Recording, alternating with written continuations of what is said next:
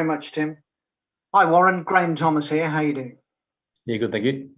Can you just give us an overview, Warren, of your selection thoughts for this one? Obviously, it's a bit different to previous tours where the last game before the series is a midweek game. This time you've got 7 days. Yeah, and that's a part of the thought. We're looking at some combinations within the team, and also some players that we wanted to have another run out, and then a few players that we're looking to, have had some rugby and freshening up for next week, so they get a full week of training too. How much of your test side is now fixed in your mind? How much is still fluid? Oh, probably fluid in terms of 60-70%. We've got some thoughts on where we are. We want to see some players have another hit out this weekend. Like I said, look at some of those combinations. There's a few guys who aren't involved who we're pretty happy with, but it's still an opportunity for the side on Saturday and the players there to go and stake a claim as well. So we felt we learned a heck of a lot from last night's run out against the Box. We were disappointed with some of our turnover rate, but we got on top of that and much better in the second half. We were really pleased with our second half performance and our strong and finishing over top of them. So hopefully we need to start better, and we need to make sure we're in that arm wrestle for particularly early on, and deal with their kicking game. So that's pretty much in our thoughts too. You've got Wynn on the bench. It's a remarkable recovery. Is he fit and ready to come on early on if need be, or would you try and bring him on late on? No, he's not fit. That's why we selected him.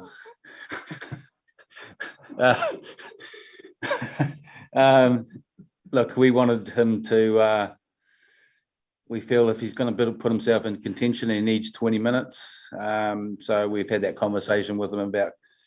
I know he's travelled and has arrived today, but if he's in contention for next week, he needs to have a run, and so we need a hit out for him. So that was why we wanted him to have that, and then for a few other players, they've been doubling up a bit, so they get an opportunity to rest and freshen up. Right. So you'd be looking at 20 minutes, not any more if someone needed to come off. Well, if someone comes off, he's ready to go. So we wouldn't have brought him out unless he was 100% fit. That was part of the thing that he went back to Wales. He rehabbed. He's been taking a full part in the Welsh training. We've been looking at very closely at a number of videos of the training sessions that he's taken a part in. And if the medical team had been passed him fully fit, then we wouldn't have been here and come out. Right. And Stuart Hogg back, Robbie Henshaw, how much of a boost for you is that? Yeah, I mean, Hoggy's been a little bit unlucky in the last couple of Lions tours, and getting the eye injury in 2017, which put him out of the series, and then being in close contact with COVID, which has kept him out a couple of games. So it's good to have him back, and he'll be ready to go. He's sitting alongside me, and then Robbie Henshaw as well. So look, he had a fantastic Six Nations. We're looking forward to him getting back on the park and hopefully putting his hand up. And a quick word on Josh Adams, become a father, could become a Test Lion next week. He must be flying. Yeah, it was a pretty surreal day, really, when his partner Georgia had gone into labour. So we're absolutely thrilled for him and for her having a little daughter. So, which is brilliant news. And the message to him was, look, we'll see how things go, and if she's had the baby before the team meeting, then he possibly would have gone out and started. But I think she had the baby after the full-time whistle. So he gets another hit out this weekend. He's had a great tournament, a great series so far, and we're looking forward to seeing him go out there and get on Saturday and hopefully celebrate the birth of his daughter. And just lastly, Warren, South Africa still talking about the possibility of playing against their A side this weekend. Why do you think they're still talking about that? Oh, I have no idea. So I haven't heard that.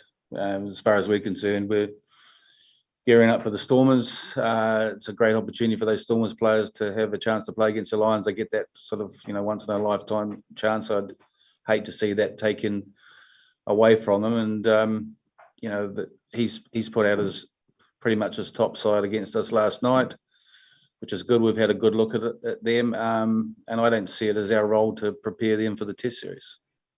Great. Thanks, Warren. Cheers. Warren, it's Andrew McKenna from TalkSport. Can we just start? Obviously, we're a few hours on from last night's game. Can you just give us an update on potential bumps and bruises picked up from that game, please? Anthony Watson, his hamstring was a bit tight and he's got a little bit of an ankle sprain, but he's okay.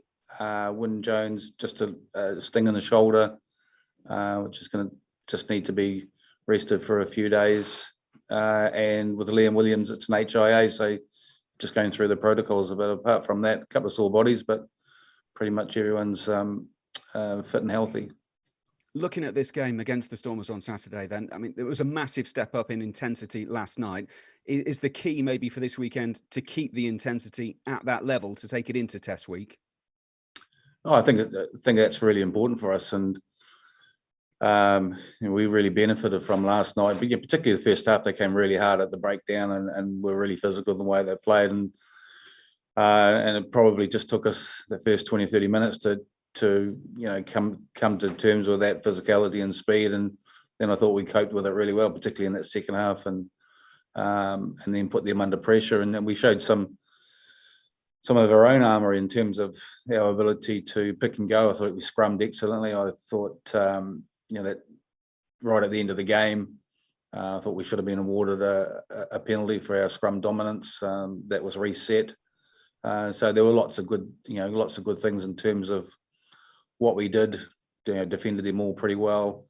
But there was no doubt that they were very aggressive at the breakdown, committed a lot of numbers and put us under a bit of pressure, and that did take us a little bit of time to adjust. And once we did that, particularly the last sort of 50 minutes, we got back into the game.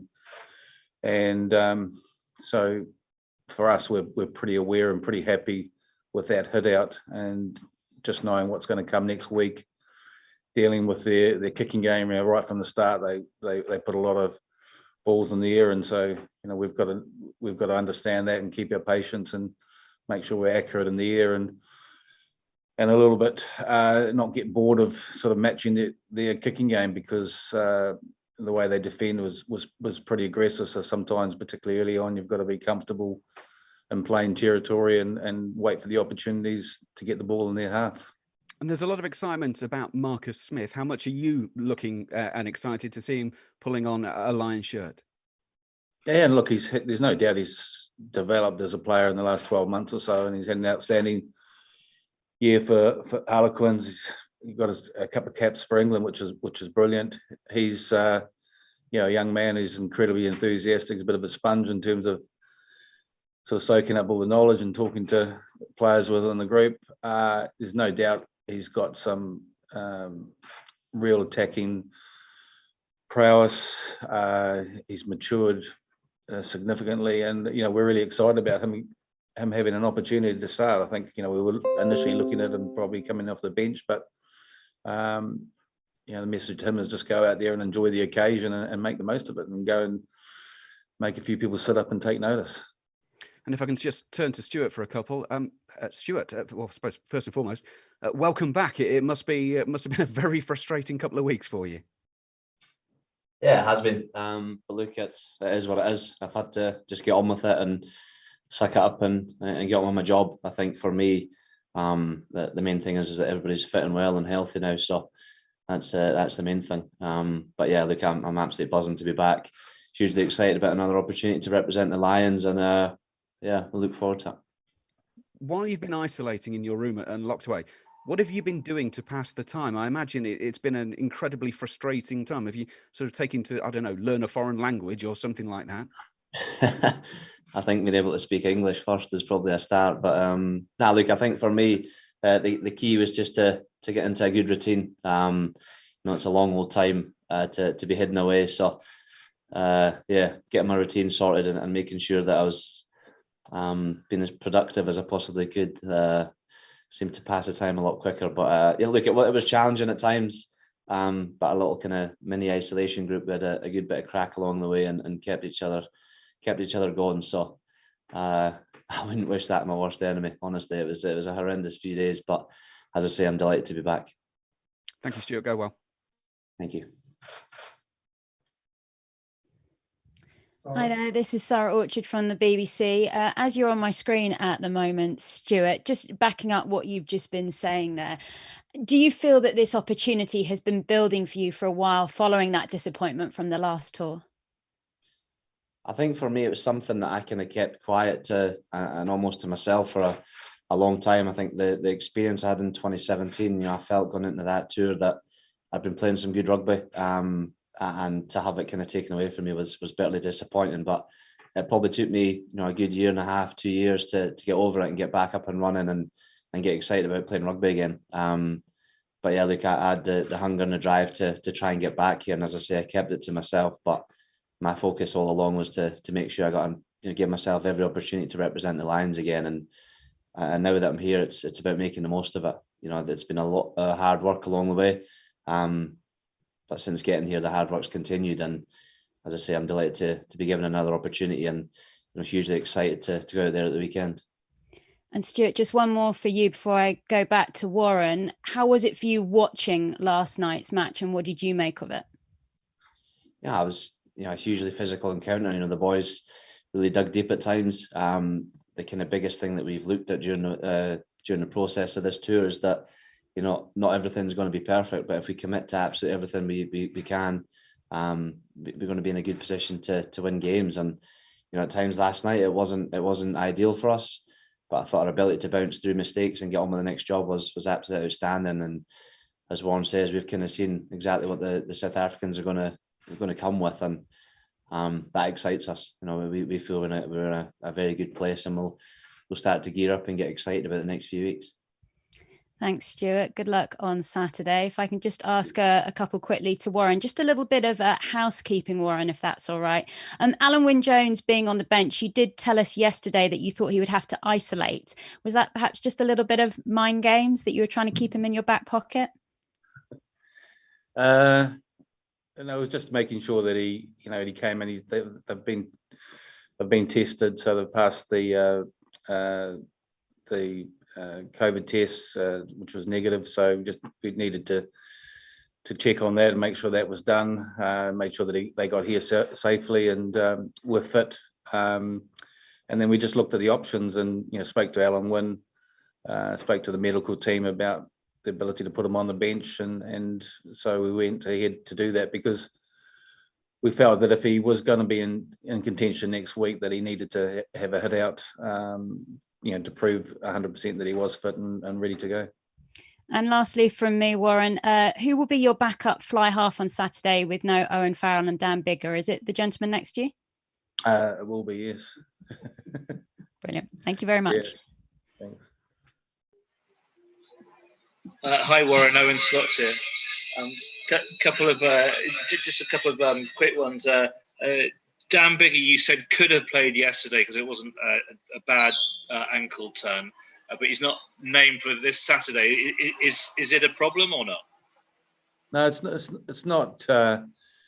It's one of those ones that if we give him a bit more time, then he's going to be fully ready to go on Monday for training. And it's one of those ones that if he plays and it's going to be okay, but it's probably going to be sore afterwards. So it's kind of that sort of managing that situation that, if it's a test match, he would have fronted up and been ready to go. But it's just, we want to make sure that everyone gets a full opportunity, and anyone who's carrying any niggles, we freshen them up so we can have a full week of preparation and training. Sometimes it's always difficult if players miss the first part of a week because they're carrying a couple of niggles to, particularly with this first test, have everyone fit and ready to go. So we could have played him, could have been available for Saturday, but just giving them a bit more time. You're on mute, Owen. Sorry, Courtney Laws has been absent from the team sheet for a couple of games now. Is he fit? He's fit, yeah.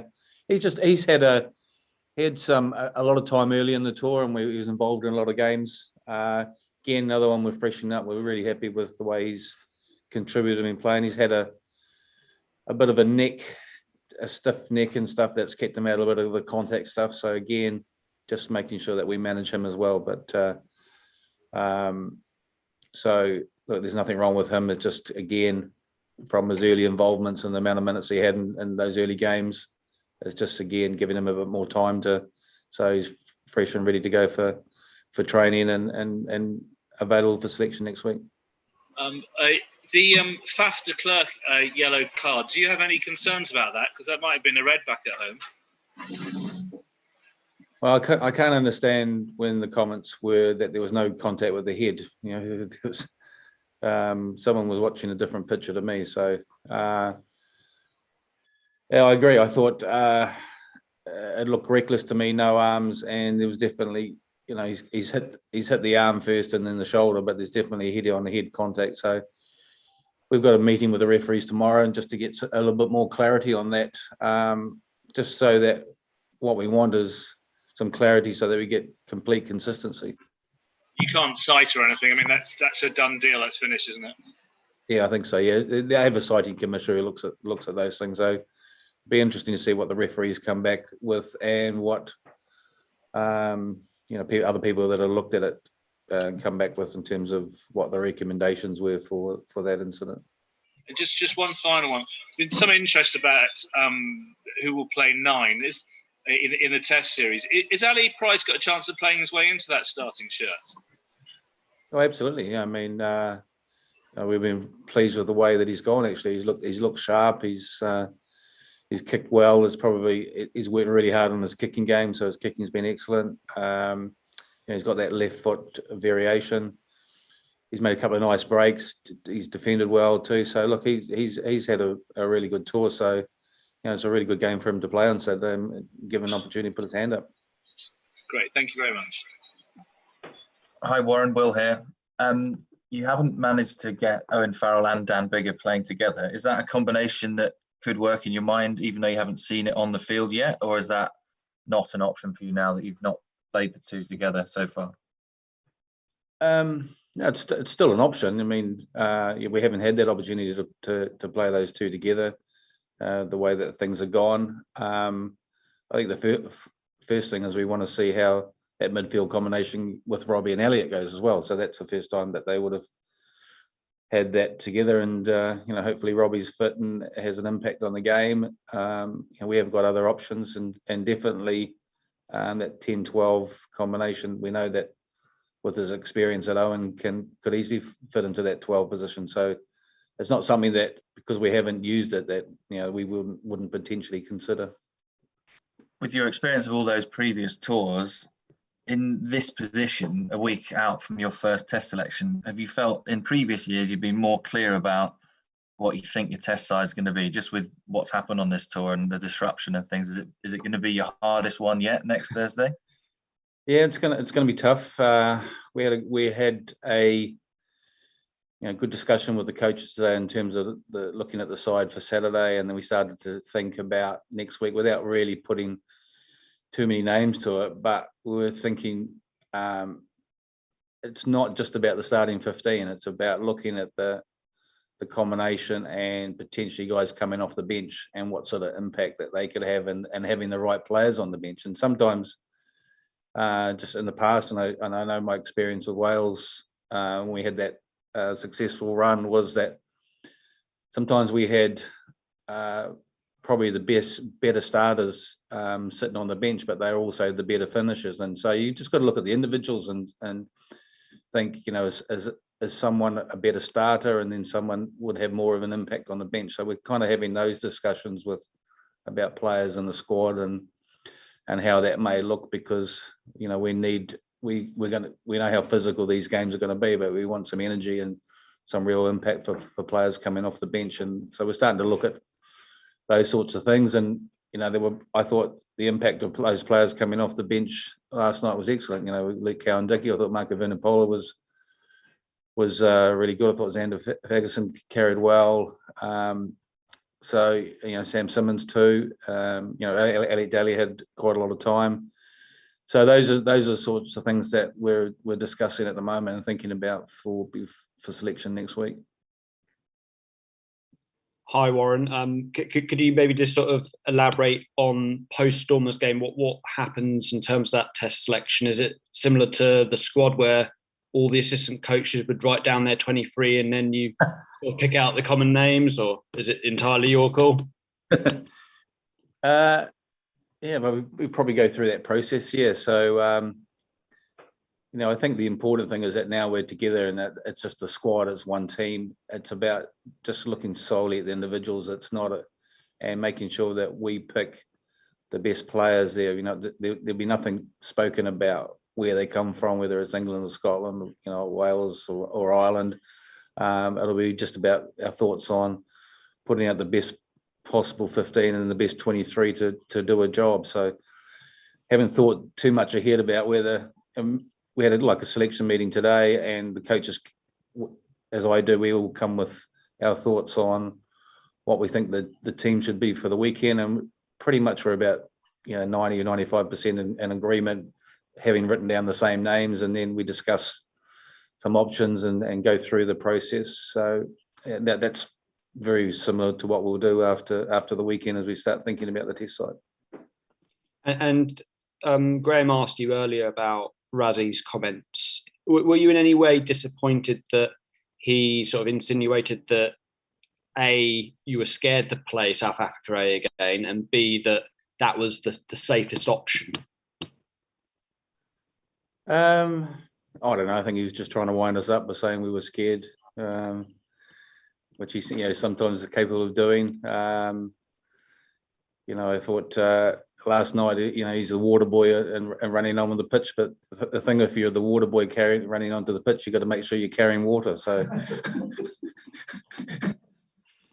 I didn't kind of understand what his role was. You don't run onto the pitch giving messages and stuff if you're the water boy without carrying the water. So my advice to him is make sure he's carrying water next time when he does that. So. And just to confirm, you're not scared of them in any way after Wednesday night? No, we're pretty excited about that.